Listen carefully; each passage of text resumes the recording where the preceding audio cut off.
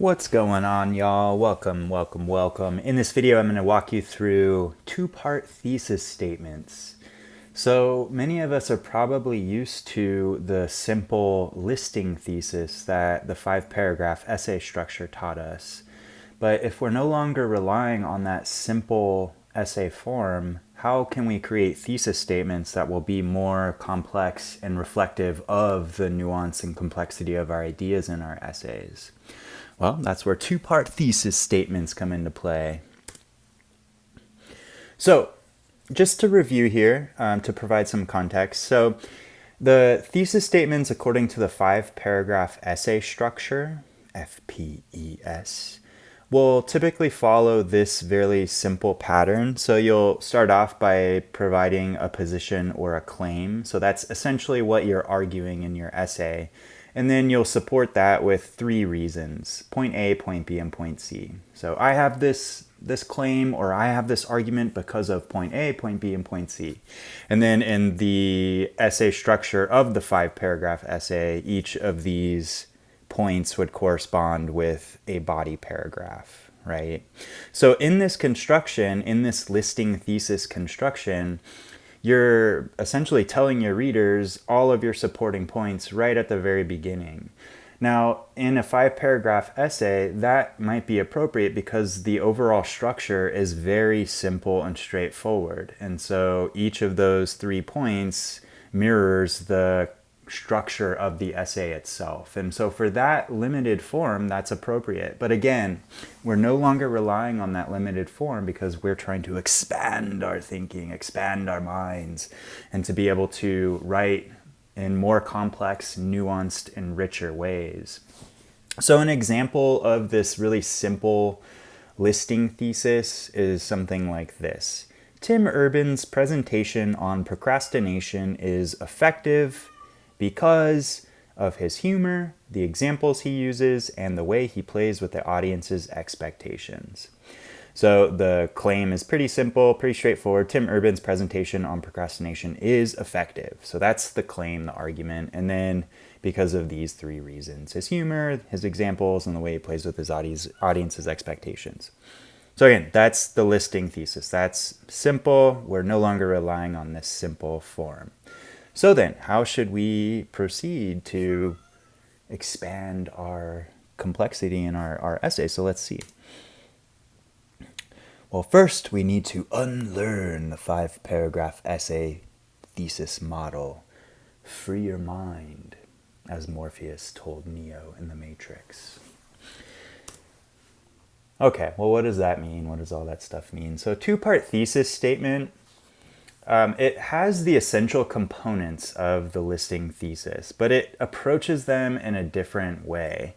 So the first element, the first part in the 2-part, is the position or claim. So we still need to state clearly what the argument is, or what the claim is, position, point of view that we're trying to get across in our essay.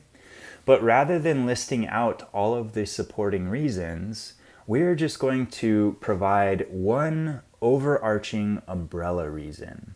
Okay, so the reason should be able to cover the subpoints that you explain in your essay itself.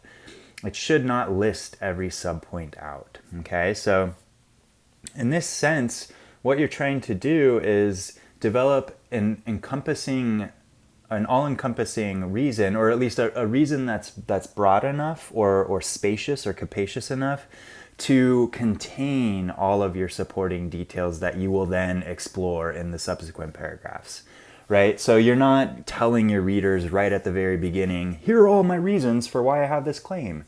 You're saying, I have this claim for this main reason. Now let me break it down for you in greater detail in the body of this essay. Now, of course, you don't literally write that out, but that's essentially what this 2-part thesis statement is doing. Now, something else that a more sophisticated thesis statement will do is it's also going to hint at why this position or claim is important. It's going to give some kind of indication of why it matters, right? So let's look at some examples here.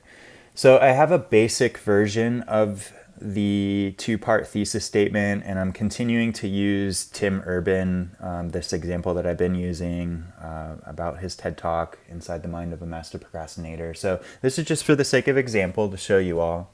So here's a basic construction of the two-part thesis. Urban's speech is effective because of his ability to play with his audience's emotions.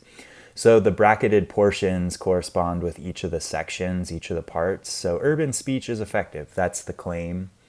And then this main reason of because of his ability to play with his audience's emotions. Okay, so in this essay, if we were reading the essay that was using this thesis statement, we would expect then for the body of the essay or the kind of the core of the essay to elaborate on this reason, right? To break it down into greater detail, to provide examples, and to explain things in greater sophistication. Now, so that's a basic construction of it, which is fine, but we want to see if we can expand on that and be able to develop it and finesse it a little bit more. So I've also provided two examples that are a little bit more sophisticated. So they're still taking that essential claim, and they're just constructed in slightly different ways. So example 1, Urban's ability to play with his audience's expectations enables him to convey his serious message about procrastination effectively while maintaining a good level of humor throughout. So this thesis statement, the essential claim is the same, that Tim Urban's speech is effective. Now, I'm kind of constructing it a little bit differently here. It's not just a straightforward, here's the claim and here's the umbrella reason. The claim and the reasoning are kind of intermingled in a sense. So Urban's ability to play with his audience's expectations, this is one of the main reasons, the overarching umbrella reason that make his speech so successful, at least in my estimation in this example, right? So this right here is actually the reason, the umbrella reason, followed by the claim. And then there's just a little bit more detail in here that that indicates a little bit more specificity about what overall makes the speech effective. He maintains a good level of humor throughout, so that is a part of that. But so what that means, what I want us to understand is we don't need to limit ourselves with by stating the claim first and then follow it up with the overarching umbrella reason. You could actually switch it around. Because of this main overarching reason, this is the claim I'm making. So you could switch them. Now here's another example, a little bit more sophisticated.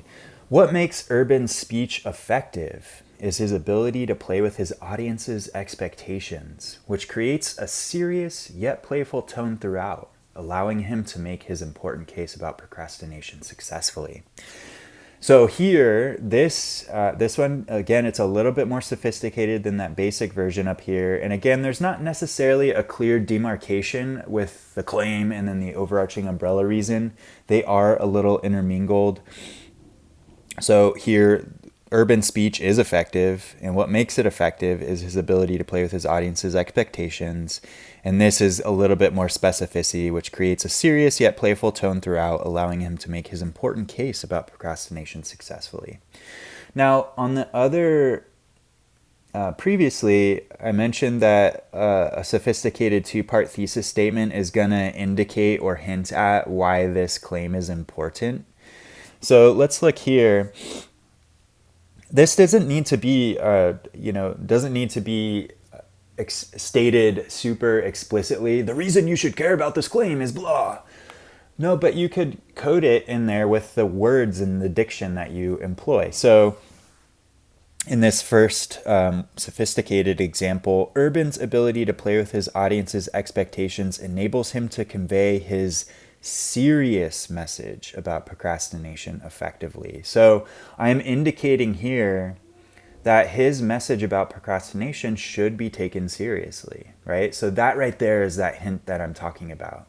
And then in this one, I use serious to kind of hint at that idea why I think the claim should be taken seriously. And then I also say here, allowing him to make his important case about procrastination successfully. So it's not just a dumb, silly case about procrastination.